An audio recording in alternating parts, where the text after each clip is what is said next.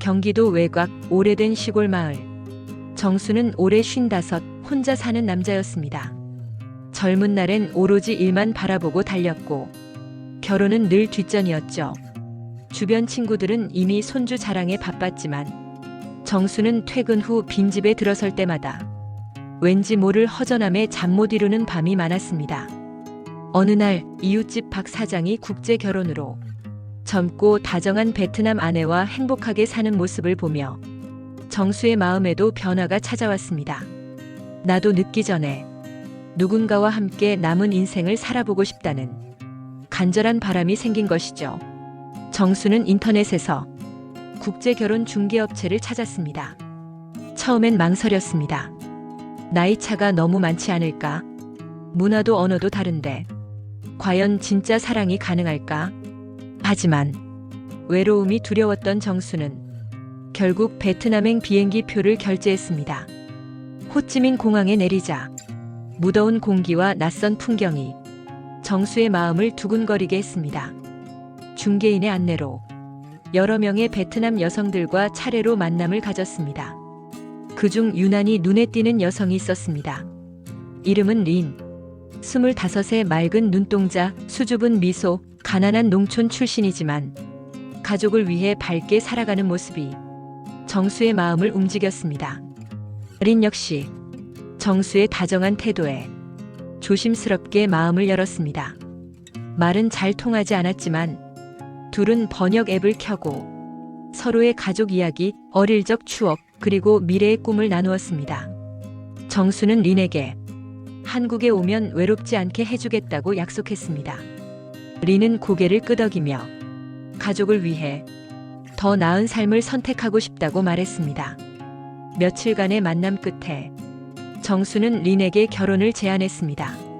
린은 잠시 망설였지만 정수의 진심을 믿고 결혼에 동의했습니다. 한국으로 돌아온 정수는 가족과 친구들에게 국제 결혼 소식을 알렸습니다. 주변에서는 나이 차가 너무 크지 않냐? 베트남 여자 믿어도 되냐? 걱정과 우려가 많았습니다. 하지만 정수는 사랑에는 나이가 중요하지 않다고 자신 있게 말했습니다. 몇 달 뒤 린은 한국에 입국했습니다. 공항에서 마주친 두 사람.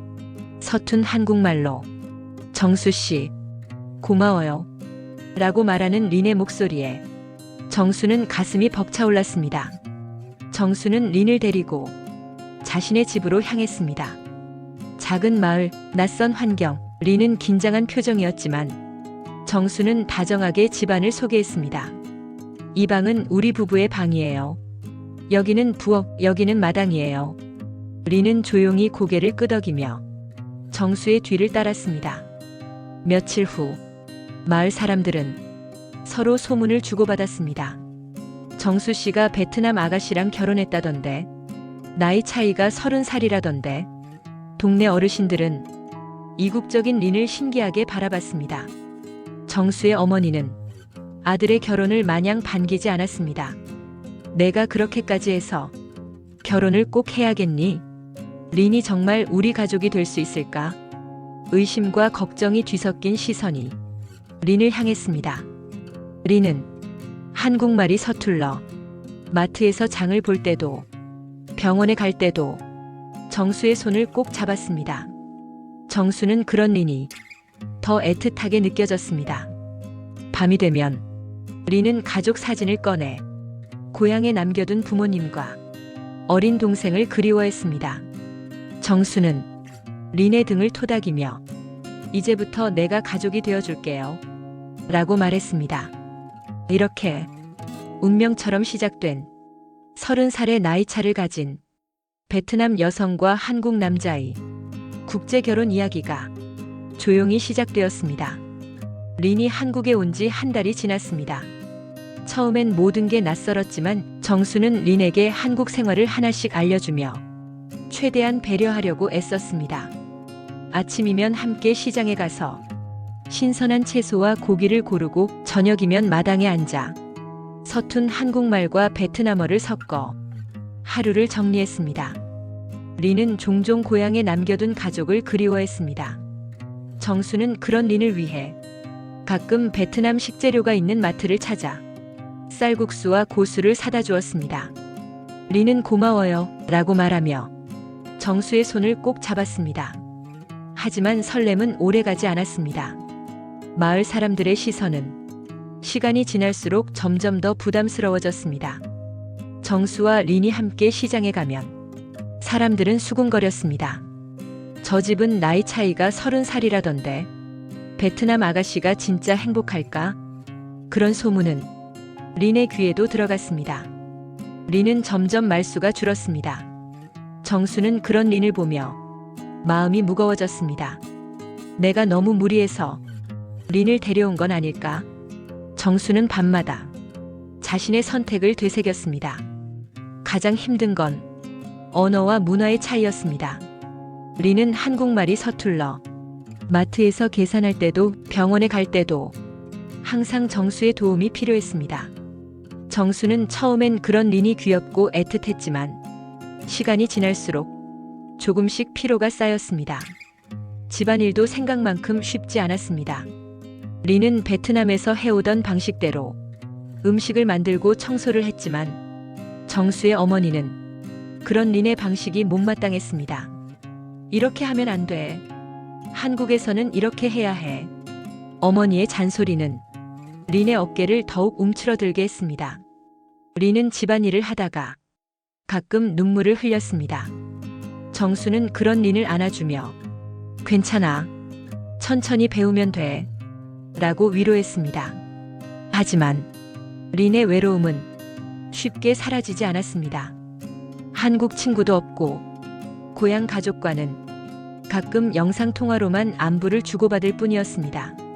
정수는 린을 위해 한국어 학원에 등록시켰습니다. 린은 처음엔 열심히 다녔지만 또래 친구가 하나도 없다는 사실에 점점 흥미를 잃었습니다. 마을에서도 린은 외톨이가 되었습니다. 동네 아주머니들은 린을 신기하게 바라보기만 했지 말을 걸거나 친구가 되어주지는 않았습니다. 정수는 린에게 더 잘해주려고 주말마다 여행을 계획했습니다. 바닷가, 산, 놀이공원. 하지만 린의 표정은 점점 밝아지지 않았습니다. 어느 날 린은 조용히 정수에게 말했습니다. 정수 씨, 저 가끔 너무 외로워요. 정수는 미안해. 내가 더 노력할게. 라고 답했지만 마음 한구석이 시려왔습니다. 정수의 어머니는 린이 집안일을 제대로 못한다며 아들에게 불만을 털어놓았습니다. 내가 너무 젊은 여자만 고집해서 이런 고생을 한다. 정수는 어머니의 말을 듣고 속으로 괜히 린에게 미안해졌습니다. 린은 가끔 고향 친구들과 연락을 하며 한국 생활의 외로움을 털어놓았습니다.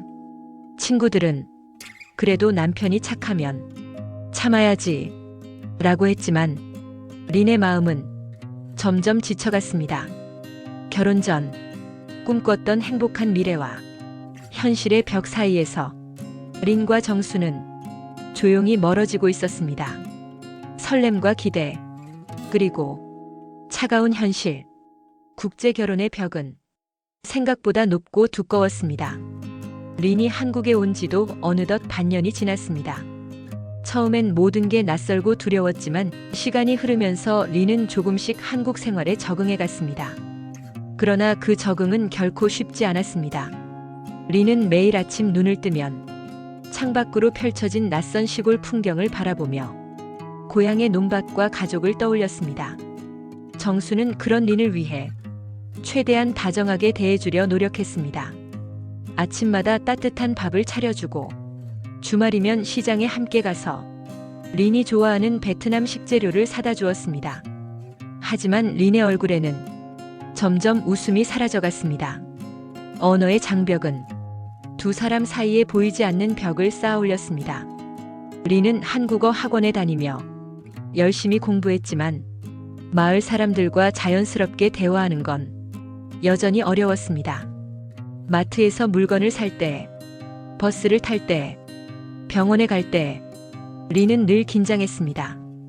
정수의 어머니는 린의 서툰 한국말과 어색한 행동에 자주 잔소리를 했습니다. 이렇게 하면 안 돼. 한국 며느리는 이렇게 해야 해. 린은 어머니의 말을 이해하려 애썼지만 때로는 억울함과 서러움에 눈물이 맺혔습니다. 집안일도 문화 차이에서 오는 갈등이 많았습니다. 린은 베트남에서 해오던 방식대로 음식을 만들고 청소를 했지만 정수의 어머니는 그런 린의 방식을 못마땅해 했습니다. 린은 자신이 아무리 노력해도 인정받지 못한다는 생각에 자신감을 잃어갔습니다. 정수는 린에게 더 잘해주려고 여러 번 대화를 시도했습니다. 하지만 린은 자신의 감정을 한국어로 제대로 표현하지 못했고 정수 역시 린의 속마음을 온전히 이해하지 못했습니다. 하루는 린이 베트남 가족과 영상통화를 하며 눈물을 흘렸습니다. 엄마, 여기 너무 힘들어요. 가끔은 다시 베트남으로 돌아가고 싶어요. 정수는 그 모습을 멀리서 지켜보다 마음이 아팠습니다. 마을 사람들도 린을 완전히 받아들이지 않았습니다. 동네 아주머니들은 린이 지나갈 때마다 수군거리거나 멀리서 지켜보기만 했습니다. 린은 점점 외톨이가 되어갔습니다. 정수는 린이 외롭지 않게 주말마다 여행을 계획했습니다. 하지만 린의 표정은 예전처럼 밝아지지 않았습니다. 함께 있어도 마음의 거리는 점점 멀어져만 갔습니다. 부부 사이의 대화도 점점 줄어들었습니다. 정수는 회사 일에 지쳐 집에 오면 TV만 보았고 린은 혼자 방에 들어가 고향 가족과 메시지를 주고받았습니다. 어느 날 정수의 어머니가 린에게 넌 왜 이렇게 집안일을 못하니? 라고 화를 냈습니다. 린은 아무 말도 못하고 고개를 숙였습니다. 정수는 어머니를 말리려 했지만 괜히 집안 분위기만 더 어색해졌습니다. 린은 점점 집 밖으로 나가는 일이 많아졌습니다. 동네 뒷산을 혼자 오르거나 근처 카페에 앉아 베트남 친구들과 연락을 주고받았습니다. 그 친구들 중에는 한국에 먼저 와서 비슷한 어려움을 겪고 있는 다른 베트남 여성들도 있었습니다. 린은 그들과 이야기를 나누며 조금이나마 위로를 받았습니다. 하지만 집에 돌아오면 여전히 외로움과 답답함이 가슴을 짓눌렀습니다. 정수는 린이 점점 멀어지는 것을 느꼈습니다. 하지만 어떻게 해야 할지 방법을 몰랐습니다. 두 사람 사이에는 언어와 문화, 그리고 서로를 이해하지 못하는 깊은 벽이 조용히 자라나고 있었습니다. 린과 정수의 결혼 생활이 1년을 넘기자 마을 사람들의 시선은 더욱 노골적으로 변해갔습니다. 처음에는 신기함과 호기심이 대부분이었지만 시간이 흐르면서 소문과 뒷말이 늘어났습니다. 린이 마을 슈퍼에 들릴 때마다 아주머니들은 작은 목소리로 저 집 베트남 며느리 나이 차이도 엄청나던데 한국 생활 잘 적응하나 수군거렸습니다. 정수의 어머니는 아들의 결혼을 여전히 완전히 받아들이지 못했습니다. 린이 집안일을 서툴게 하면 한숨을 쉬며 내가 괜히 허락했나 이런 생각을 하곤 했습니다. 정수는 어머니와 린 사이에서 늘 눈치를 보았습니다. 가족 모임이 있을 때마다 정수의 형제들은 린을 조심스럽게 대했습니다. 형수님 힘든 건 없으세요? 라고 물으면서도 속으로는 정수가 너무 젊은 여자를 데려온 것 아니냐? 베트남 여자가 정말 우리 가족이 될 수 있을까? 의심과 경계가 섞인 시선이었습니다. 린은 가족 모임이 있을 때마다 더욱 위축되었습니다. 한국어가 완벽하지 않아 대화에 자연스럽게 끼지 못했고 어색한 미소로 자리를 지켰습니다. 정수는 그런 린을 바라보며 마음이 무거워졌습니다. 주변의 시선은 두 사람 사이의 신뢰에도 작은 균열을 만들었습니다. 정수는 마을에서 들려오는 소문에 괜히 예민해졌습니다. 린이 집 밖에 나가면 누구를 만나는지, 무엇을 하는지 괜히 신경이 쓰였습니다. 하루는 린이 베트남 친구들과 근처 도시로 나들이를 다녀왔습니다. 정수는 왜 이렇게 늦게 들어오냐? 누구랑 있었냐? 목소리가 높아졌습니다. 린은 그냥 친구들이랑 있었어요. 라고 말했지만 정수는 괜히 의심과 불안을 떨칠 수 없었습니다. 린 역시 정수가 자신을 믿지 않는다는 사실에 상처를 받았습니다. 결혼 전 서로를 믿고 의지하자고 약속했지만 현실은 점점 서로를 의심하고 거리감을 두게 만들었습니다. 정수의 어머니는 린이 자주 외출하는 것을 못마땅하게 여겼습니다. 집안일도 제대로 못하면서 맨날 밖에만 나가려고 한다. 며느리가 집에 붙어 있어야지. 이런 말이 린의 귀에도 들렸습니다. 린은 점점 집에 있는 시간이 줄어들었습니다. 동네에서 자신을 바라보는 시선이 더 이상 견디기 힘들었기 때문입니다. 베트남 친구들과 보내는 시간이 유일한 위로가 되었습니다. 정수는 린이 점점 자신과 멀어지는 것을 느꼈습니다. 대화를 시도해도 린은 괜찮아요. 피곤해요. 짧은 대답만 반복했습니다. 부부 사이의 신뢰는 조용히 금이 가고 있었습니다. 정수는 린이 자신을 속이고 있는 건 아닐까? 불안한 마음에 린의 휴대폰을 몰래 확인한 적도 있었습니다. 린은 정수가 자신을 감시하는 듯한 태도에 더욱 마음을 닫았습니다. 이방인으로서의 외로움, 가족과 이웃의 차가운 시선, 남편의 의심, 모든 것이 린의 마음을 점점 얼어붙게 만들었습니다. 어느 날 린은 베트남 친구들과의 모임에서 자신과 비슷한 처지의 여성들의 이야기를 들었습니다. 누구는 한국 생활을 견디지 못해 고향으로 돌아갔고, 누구는 새로운 인연을 찾아 다른 도시로 떠났다고 했습니다. 린의 마음에도 조용히 변화가 시작되고 있었습니다. 신뢰가 흔들릴 때 사람의 마음은 예상치 못한 방향으로 흘러가기도 한다는 사실을 린과 정수는 서서히 깨닫고 있었습니다. 린의 일상은 점점 달라졌습니다. 처음 한국에 왔을 때만 해도 린은 정수 곁을 떠나지 않았습니다. 말이 잘 통하지 않아도 정수의 손을 꼭 잡고 시장도 가고 마을 잔치에도 함께 나갔습니다. 하지만 시간이 흐르면서 린은 집에 머무는 시간이 줄어들었습니다. 이제 린은 아침에 일어나면 조용히 외출 준비를 했습니다. 정수가 출근하면 린은 집안일을 대충 마치고 버스를 타고 근처 도시로 나갔습니다. 그곳에는 베트남 출신 여성들이 모이는 작은 카페가 있었습니다. 린은 그곳에서 고향 친구들과 만나 베트남어로 마음껏 수다를 떨었습니다. 린의 표정은 그곳에서만큼은 예전의 밝은 모습으로 돌아갔습니다. 고향 음식, 가족 이야기, 한국 생활의 어려움, 서로의 고민을 나누며 잠시나마 외로움을 잊을 수 있었습니다. 하지만 집으로 돌아오는 길, 린의 얼굴에는 다시 어두운 그림자가 드리워졌습니다. 정수의 어머니는 린이 자주 외출하는 것을 못마땅하게 여겼습니다. 집안일도 제대로 못하면서 맨날 밖에만 나가려고 한다. 며느리가 집에 붙어 있어야지. 이런 말이 린의 귀에도 들렸습니다. 정수도 린의 변화가 신경 쓰이기 시작했습니다. 린이 어디에 가는지, 누구를 만나는지 괜히 궁금해졌습니다. 하루는 정수가 퇴근해 집에 들어왔을 때 린이 아직 돌아오지 않았습니다. 전화도 받지 않았고 메시지도 답이 없었습니다. 정수는 불안한 마음에 린에게 전화를 여러 번 걸었습니다. 한참 뒤 린이 집에 들어왔습니다. 정수는 왜 이렇게 늦었냐? 누구랑 있었냐? 목소리가 높아졌습니다. 린은 그냥 친구들이랑 있었어요.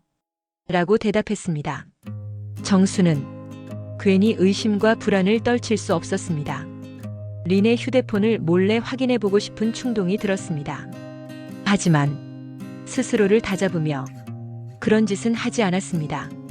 린은 정수가 자신을 감시하는 듯한 태도에 더욱 마음을 닫았습니다.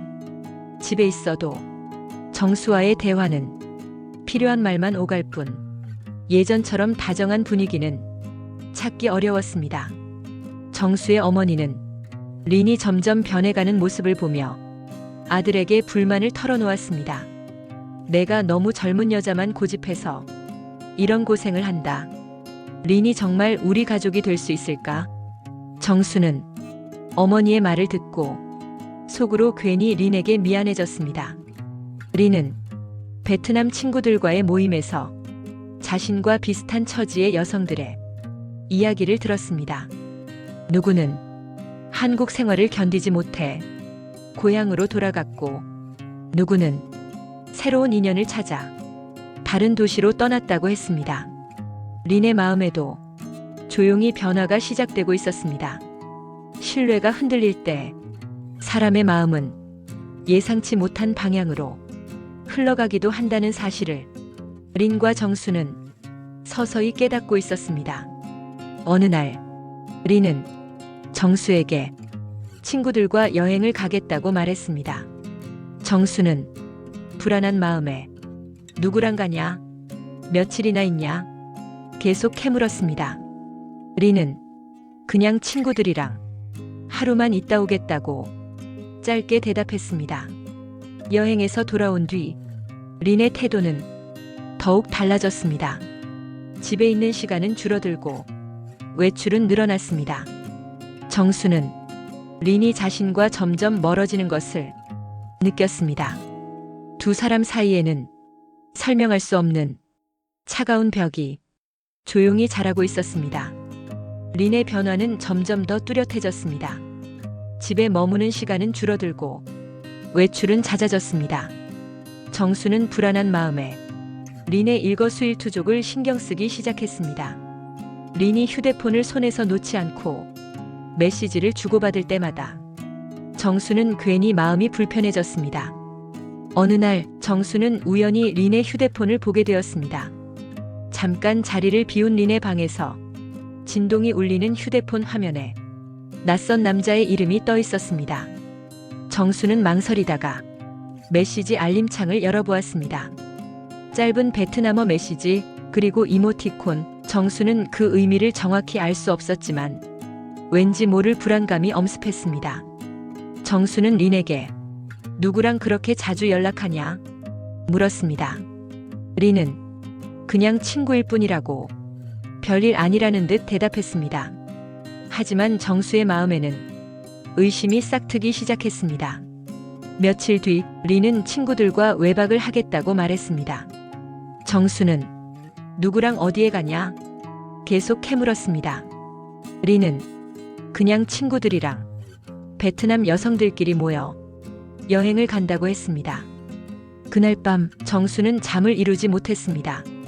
린이 집에 없는 빈 방을 바라보며 불안과 분노가 뒤섞였습니다. 혹시 린이 나를 속이고 있는 건 아닐까? 정수는 자신의 불안이 단순한 질투인지 아니면 진짜 무언가 잘못된 것인지 혼란스러웠습니다. 며칠 후 정수는 마을 사람들로부터 뜻밖의 소문을 듣게 되었습니다. 린이 외출할 때 가끔 낯선 남자와 함께 있는 걸 봤다는 수군거림이었습니다. 정수는 믿고 싶지 않았습니다. 하지만 불안은 점점 확신으로 변해갔습니다.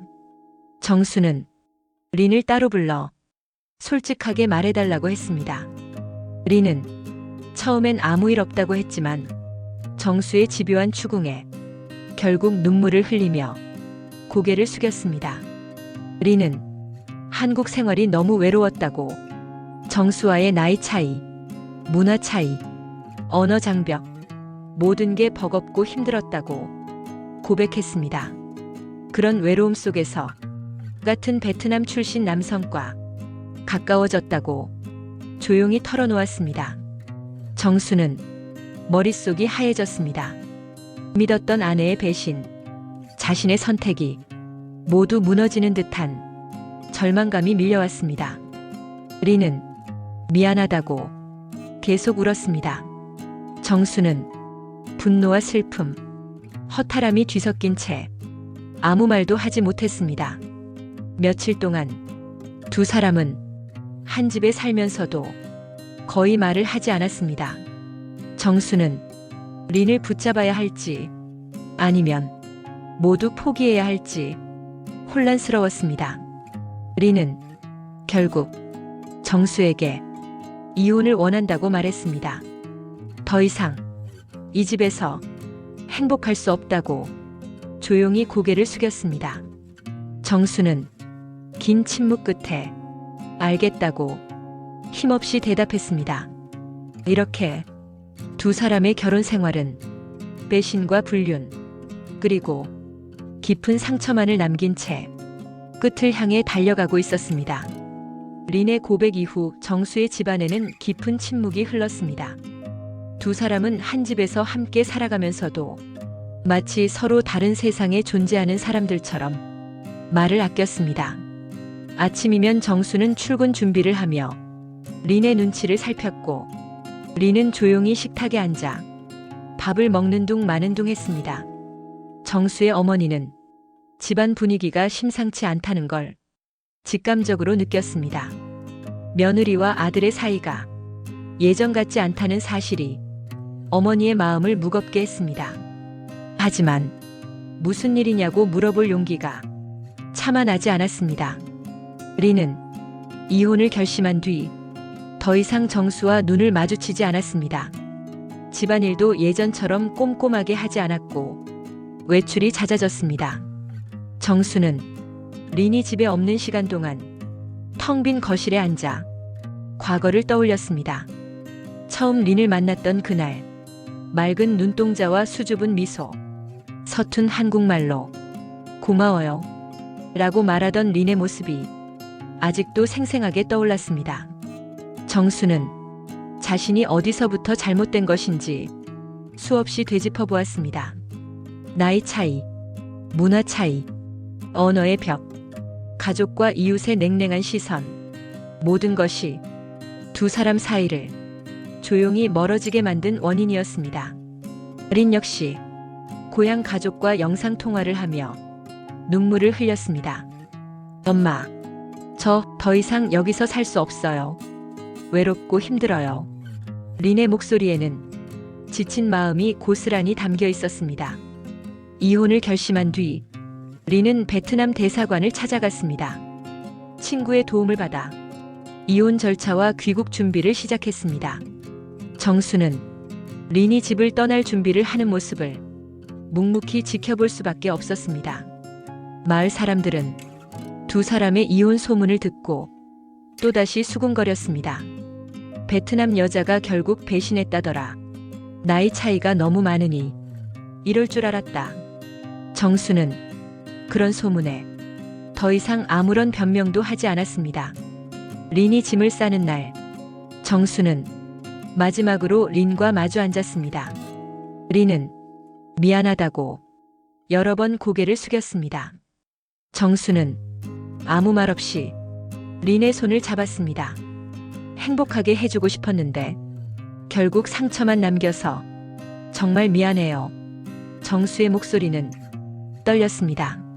린은 고맙다고, 그래도 처음 한국에 왔을 때 정수가 보여준 따뜻함을 잊지 않겠다고 작게 속삭였습니다.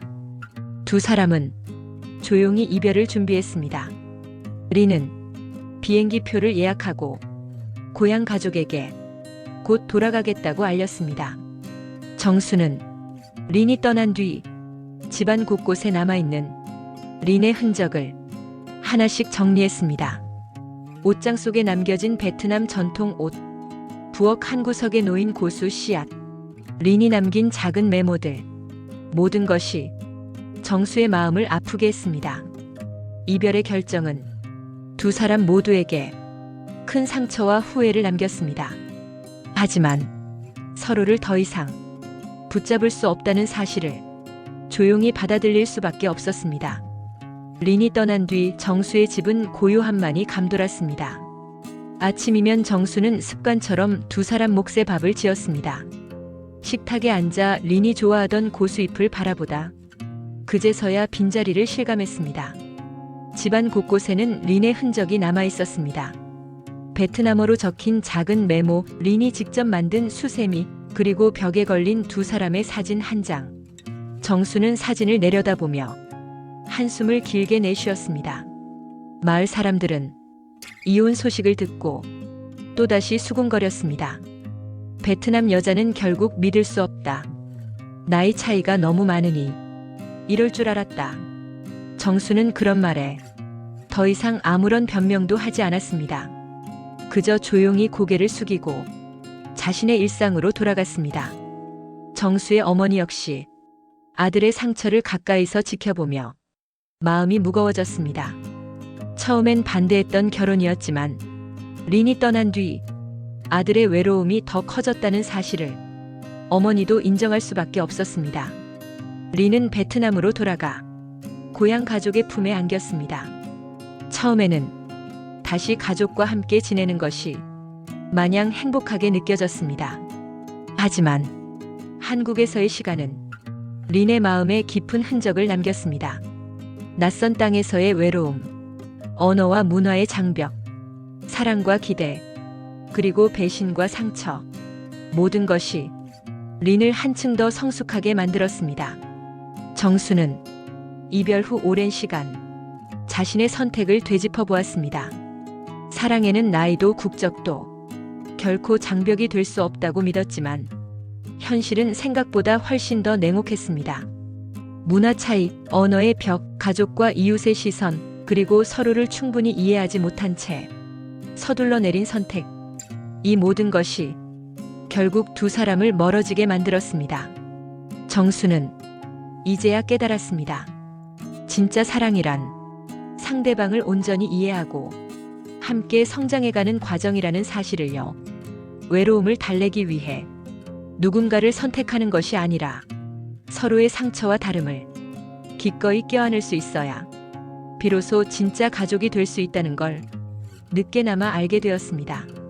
린 역시 한국에서의 경험을 통해 스스로를 더 단단하게 만들었습니다.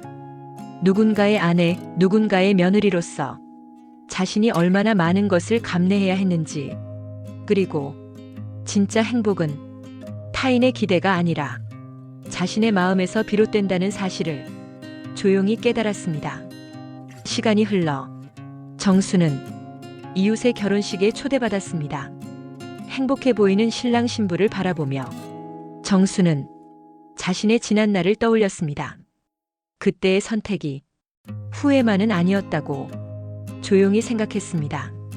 사랑은 때로는 상처를 남기지만 그 상처마저 인생의 한 부분이 된다는 것을 정수는 이제 받아들일 수 있게 되었습니다. 국제 결혼의 빛과 그림자, 그 모든 경험은 정수와 린, 두 사람 모두에게 소중한 교훈으로 남았습니다. 이제 정수는 빈집에 홀로 앉아 조용히 창밖을 바라봅니다. 봄이 오면 마당 한쪽에 린이 심어둔 고수잎이 다시 피어날지도 모릅니다. 그때가 되면 정수는 조금 더 담담한 마음으로 지난 사랑을 떠올릴 수 있을 것입니다.